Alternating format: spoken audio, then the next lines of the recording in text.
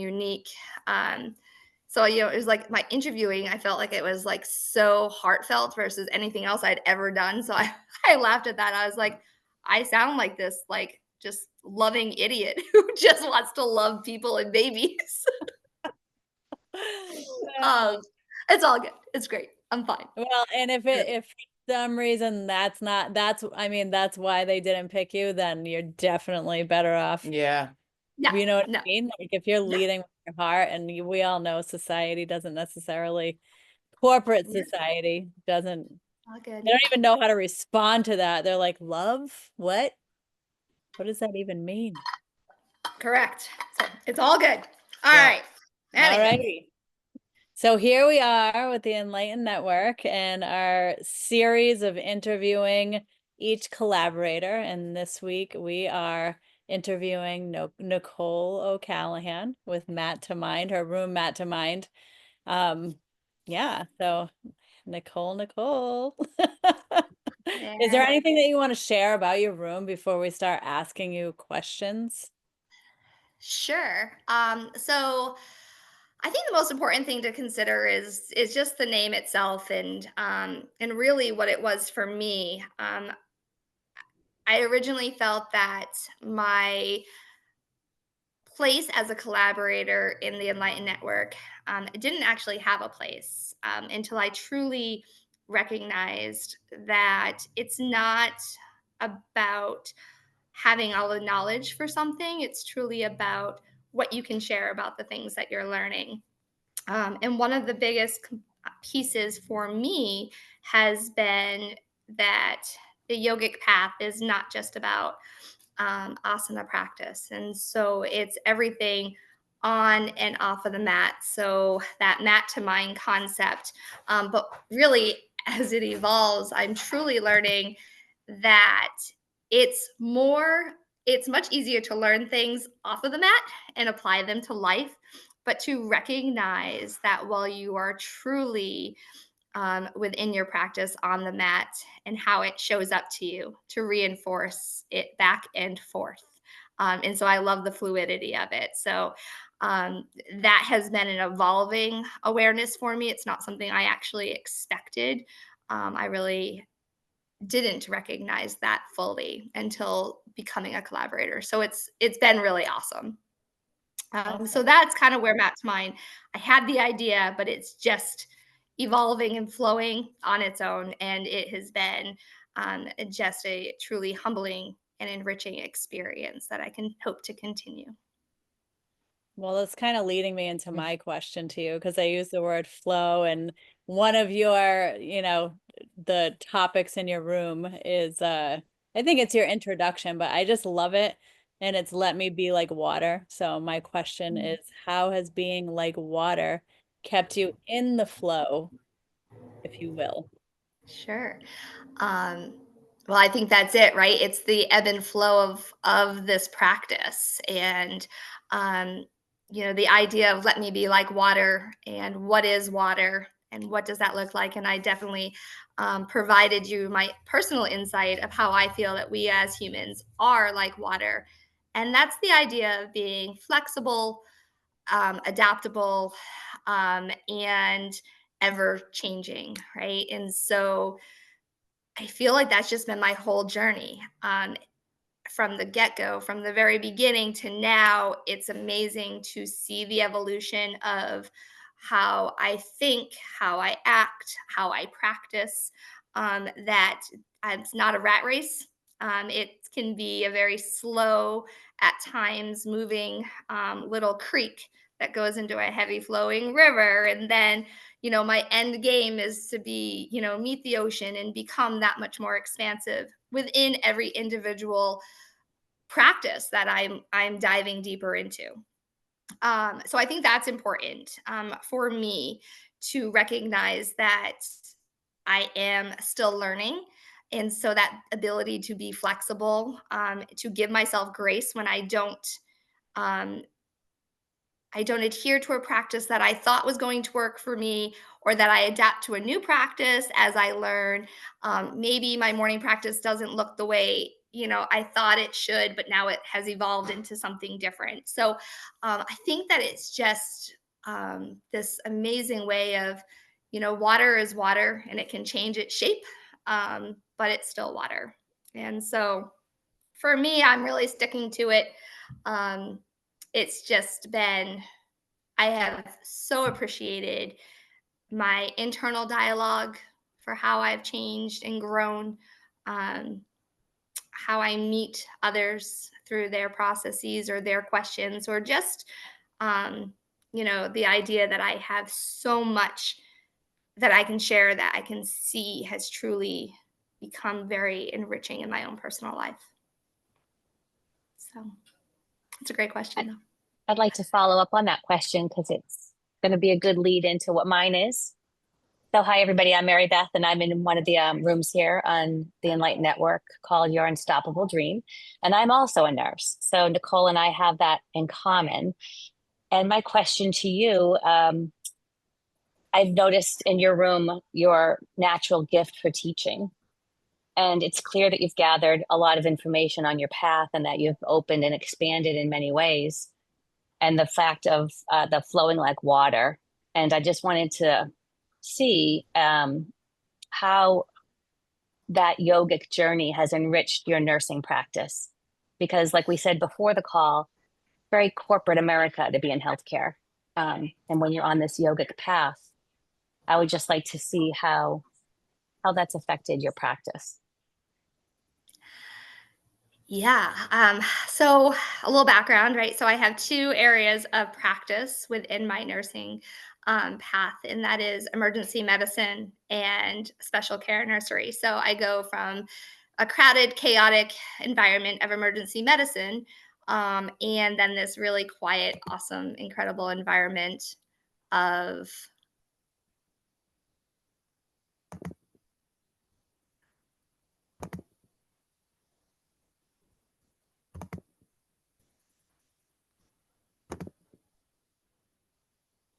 Are we still on? We are. Yep. Sorry, it looked like it totally lost on my computer, so I apologize for that.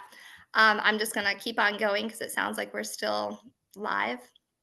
Okay. Um, so for me, my entire journey, I catch now more than ever, regardless of my environment within my role of nursing, my breath has become my best friend. Um, it allows me to come back to it in times of chaos, in times of uncertainty, in times of frustration. Um, and most importantly, it has truly allowed me to continue to dissolve my ego in a career in which I find is a passion of mine, not a role. And I've always known that. So I've never considered myself, um, what do you do for work? I've never, I try to kind of keep what I actually do um, to the side because I really want my ego to stay out of the work that I do because I believe I actually, Mary Beth, this is great. And I don't know if you've seen it, but I think I actually might have done a video on, I think I was thinking about compassion fatigue, and how we Mm. uh, actually define compassion fatigue. And I think from a nursing pathway, many of us have different beliefs on compassion fatigue. Um, and I've oftentimes wondered over the last 10 years or so why I don't really struggle with burnout or compassion fatigue. And that's a true statement. I do not ever feel that I'm burnt out, that I've given myself more than I can handle.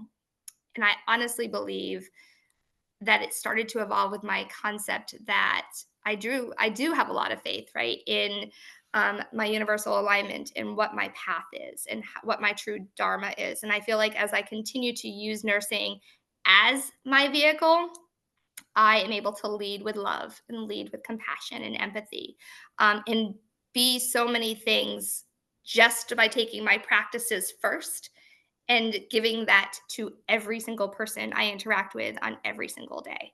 So it's been really interesting to put them together. The more I have learned about different spiritual aspects of yoga, of myself, that they've actually always been with me. And now I'm just able to put my actions and connect them with aspects of my yogic journey. Mm, Thank That you. answers. Yeah, thank you. that was really well said. Mhm. And Barbara has to potentially leave. All right, she's jumping on now. Yeah, if that's okay, unless somebody else's question segues, I don't want to interrupt the flow, pun intended. Don't want to interrupt the flow, but I do have to. I've had this appointment on the books for months, so I couldn't change it. My question though is, I copied a paragraph you had on your landing page that at 49 years old, Take me and the for 5. mother, you'll take the 5, and the mother of 3 growing up children. Mm. You're continuing to cultivate home within yourself that is more and more like water in many areas of your life. And so I'm curious if you could put just a little definite how that's actually working out, and do your children notice? And I love how Oh, you said growing up, not grown. yeah. They are growing up, right? Even Yeah. because So they're older. have they Yeah. noticed this? Okay, so I wish they could be Right. on this one to tell you, "Holy heck, you should meet my mom now." Because they do notice, and it is so, heart-bursting that, my growth is palpable within our home, um, on so many levels, and so it's all still evolving, right? So there's constant growth and movement within myself. So therefore, within how I provide guidance for those growing up children, how I show up for them. Um, and there's been just so many awesome pieces of how that can just continue to evolve, to allow them the thoughts, to make their own decisions, to guide their own paths, but to recognize that everything we do and everything we experience, to allow it to simmer and not run to the next thing, has its place, and it has its place within the home. It has its place within your relationships, and that could be with my children and with my partner. The more I work on the authentic pieces of what I'm learning and just allowing it to um, just resonate within me and decide how it's going to show up for me, allows that same kind of concept to work with growing up children. Um, when I ask them to, the ideas of, and I'm going to use the 7 spiritual laws because that's what I'm working on now, how they can work for within them for problem solving, for relationship building, for who they want to be in this world. They just are, um, it's just really incredible to witness the things that they do just based on me role modeling what I learn and how I am choosing to be within this world. So I feel like I'm now leading with a much softer love, where I trust myself and I trust the universal alignment in within my working life. And I'm not stressing too much about the outcomes of things. That it is allowing them as growing up to be more present within the moment and not so focused on the next step, because it just naturally comes when we are in alignment with all the things we believe. I love that so much. And as a mom of grown children and grown grandchildren, you and I discovered at our first meeting that you graduated with one of my sons. So that's how grown up my kids are. And just it doesn't ever end. If you're lucky and if your kids are lucky, you continue to evolve and show them ways to evolve. And just a quick, I exchanged a text with my older son a few days ago about his son who just did something pretty spectacular. And he said, it's amazing now that I have kids, how fortunate we were to have you guys as our parents, but you don't know that till you have kids of your own. And that you talk about heart bursting. And so I can imagine your children saying the same thing, because I didn't come to some of this until they were way older. And it sounds like your kids are getting the benefit of you, and you're recognizing the softness and the evolution and the ever soft flowing now, and they're what, 15, 20. 15, 20, and 28. Yeah. So they're still pretty young for you to have had this epiphany and this shift. So good for you and them. I And would thank like to just share, thank you for that, but I would like you to know sometimes I think they put me to the test. Um, you. and they want to know if what I am telling them I'm actually practicing. So we had a really good laugh about that, as somebody wanted to kind of test me, and I had to call them out and say, "Are you testing to see if I would tell you to do this?" Or if I would react such a way. And we both chuckled about it. And it's really awesome that they are so in tune to our actual growth as a family. That you're that accessible. They Yeah. feel so safe, right? And I love that. It's beautiful. Thank you. Thank you. I'll go next. Nicole. Yes, Shauna. I love your descriptive writing of you witnessing yourself walking into the stormy, cold ocean, and your willingness to drown peacefully and embrace a symbolic death. I loved that visual when I was reading it. So I'm curious about what you are birthing in your life personally. And I'm going to throw in, even though we talked about a little bit about it before we began recording, and or professionally, what are you birthing in your life personally and or professionally?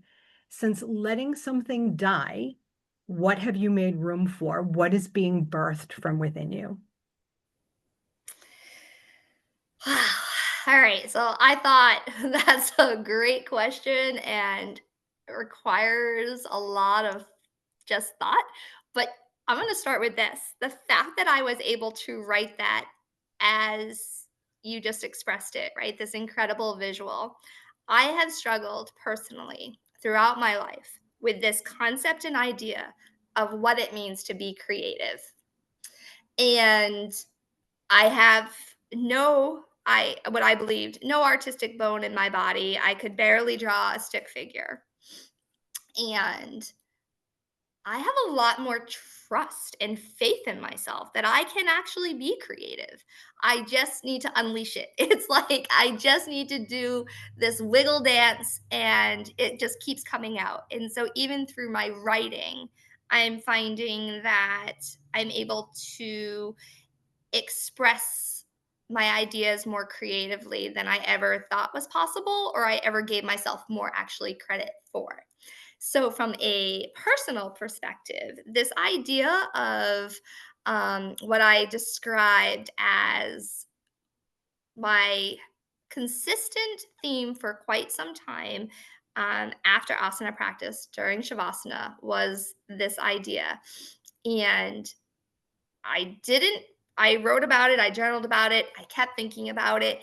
And what I love the most is that we are really truly at any opportune moment able to let go of who we are in this exact moment, do some work, whether or not it's asana practice or meditation, or self study, and complete the practice, close out, and allow whoever you were when you stepped into your practice a welcoming goodbye and rebirth, right? And it's so cool because I don't do it just in asana practice anymore. I find that I am able to do it on Tuesdays. Tuesdays is a big day for me, and where I wake up in the morning, except for today because I have a full household.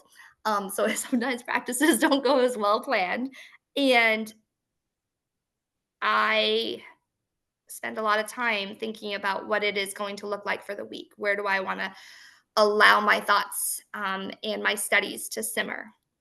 So, personally, I feel that my rebirthing is allowing me an opportunity to continue to dissolve my ego and be a breath of air for all others in the way that I can share myself and my journey. So I think that I am truly learning. I don't need to be the expert in anything to be on the path that I'm supposed to be on, as long as I'm willing to share and lead with, pillars of love and compassion. So that's my personal goal. My professional goal, well, dear Lord, after today, I think that the rebirthing factor is it's okay. It's okay for things to not go. And I think it lined up exactly where it was supposed to today as I am wrapping up the law of least effort. And I know that I am far from lazy, that I work hard, that I lead my role as in my profession with such high regard that the universe is going to tell me exactly where I'm supposed to go. And I am actually, truly, honestly, a little sad because I should be, because my ego is still there, but I am eager to figure out or to see what it leads to because I don't know. And I'm okay with that. I love that. Thank you for answering my question, Nicole. And I loved your phrase, a welcoming goodbye. That was really nice. What a wonderful thing to practice during Shavasana. So thank you for answering my question. Of course. I think it leads into my question, which is, I think the experiences that you've written about in your space that I'm most interested in hearing more about is if those drowning dreams have changed. So I'm someone who does have recurring dreams, which almost all have to do with water. And I find that the scene of my dreams hasn't changed, but my internal reaction within the dream itself and then the way I wake up in the morning has. So it kind of is what Shauna asked, which is, I wonder if your dreams have changed at all and if you continue to have rebirthing dreams. So,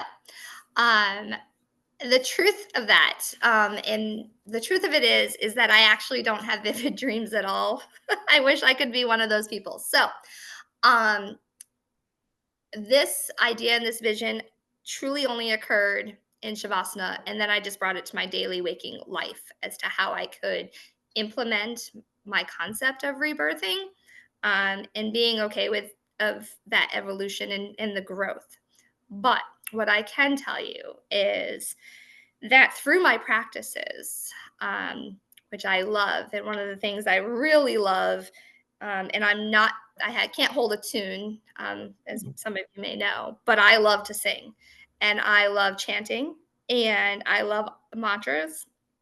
And so, as we've been having more deeper studies within, for me, the Vedic chanting and developing a deeper understanding to them, I mantra all day long. It comes and goes. And I love that Ram Dass in one of his things said, I'm sitting up on the stage, but he's not really paying any attention. He is mantraing, in his brain. And I think that happens to me all the time now. And what I love is I go to sleep and it's mantras all like as I'm falling asleep. I think I do it in my sleep because I'll wake up in the middle of the night and it's pops this first thing that pops into my head and I wake up and I have this different energy. and I feel grounded and already ready to start my day. So I don't know if that really answers your question, but it's kind of, It, it's my it world does. of I don't dream, but I'm doing something really awesome in my sleep. You're restoring. I forget if it was Shauna or Barbara that made me think of this, but it's like you're birthing your nobody. Like, to go back to Ram Dass, we're all in Yeah. nobody training. So you're birthing your nobody, both professionally and personally. Yeah, there you go. Not to answer your question for you. No, it's absolutely right. It's just funny. I'm like, I wish I had a dream. I don't. It's just not my thing. So Nicole, as you've been experiencing the laws, what have you where have you found it the hardest? What law have you found the hardest to embody? And what has it taught you about yourself? Okay, so I think we're on, I've done 3 going into 4, so I'm working on the 4th law right now. And out of them all, so I'll just say so far we've done the law of pure potentiality, the law of giving and receiving, the law of least effect, and now the law of intention and desire, is where I'm working on this week to prepare for next week. Um, and the only one that I think is completely way out somewhere, and yet when I actually can understand it, obtain it, it's here is going to be obviously, I think for most of us, will be the law of true potentiality, right? That, um, and though I can do so many parts of it, um, I think it's supposed to be the law that is the hardest to crack, and when it finally opens, you're at this really incredible awakening of yourself. So for me, I come back to the law of pure potentiality all of the time, um, because I see it's like, I don't know how to describe it. I think I describe that law as more of like a prism. It's like it's there, but it's so many forms and it's blurred and it doesn't make all the sense. And I can't really, it's not very tangible, but it's gonna crack open and it is going to be like that's gonna be my best aha moment. So when it happens, you're gonna know. Right. I love it. I love that. That's good. Wow. You answered so I well. know, those are magic. I'm thinking when I get interviewed, it's going to be a total of 5 minutes, or actually 7, however many of us there are. I hope it wasn't too long. No, Beautiful it was answers. great. Okay. It was great. I feel like I learned more about perfect. you. I Yeah. totally, So much. yeah, Awesome. I appreciate all of your insights. Well, thank you. And Jen, when you mentioned that the Becoming Nobody training, I mean, we don't have to get into like what we talked about before, but I feel like that highlights our conversation before we started this recording about your professional, what you're working toward professionally, Nicole, and that if you're working on nobody training, then it makes sense that things are unfolding as they are, right? Yeah. Yeah. Yeah, and Absolutely. that recognition of the ego, like, oh, hi, just a little reminder, I'm nobody. That's awesome. That's so It good. Like, doesn't we've all matter, been somebody. Yeah, we've all been right? somebody. We've all had huge roles, and look how consuming that was. Yep. And if Yeah, I could just absolutely. pipe into, I think if you think about it as frequency and vibration, that you're not vibrating with that job anymore. You're going somewhere else. And I think that's what's exciting about it, is that you don't know where it is. You don't have to know. It's just not that. Yeah. Yeah, absolutely. And I thank you for that because you're absolutely right, right? So it's reminding yourself of those pieces. And I think that's the lesson here for all things, right? This is a lesson. My daughter Madison had called this morning and she asked if I had heard anything. And I had just gotten this email. And I think it was written all over my face. She's like, "Oh, mama, like I am so sorry." And you know what? It reminded me that it's okay. And it's okay to think that this is what you're supposed to be reaching for or supposed to be going towards. And then being completely okay to the unknown, right? And this is where my goals with my children is just that, right? When they're able to not cling to those attachments, our life can be that much more enriching. And we are able to serve that much better. So it's a kind of it's supposed to happen, right? And I just need to remind myself that. But it was a very good conversation with her. It reminded me of it's okay, and go from there. So I thank you for that vibration concept, because there's so much truth to that, and I'm okay with it. Because I don't know what I'm going to do, but it's going to be so awesome. Whatever it is, It I sounds still kind of have half like my career to go. you're already flowing in that pure potentiality right now. Right. You're like basking in it. Oh, You decide to form. I'm going to just flip over onto my back, and I'm just going to float, and it's going to look gorgeous.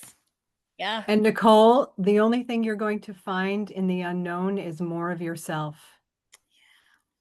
And that's pretty exciting. Mm-hmm. I never knew that I would appreciate that as much as I do through my own journey. And the love of all of you guys who help me remind myself, right? It's this incredible village that we've created that truly does allow us to remain focused, remain on our own paths, with support and guidance and love. So thank you. Thank you. Thank you. Thank you. This was wonderful. Thanks for being here, everyone. And until next time. Till next time. Have a good one, everyone. Guys. Bye.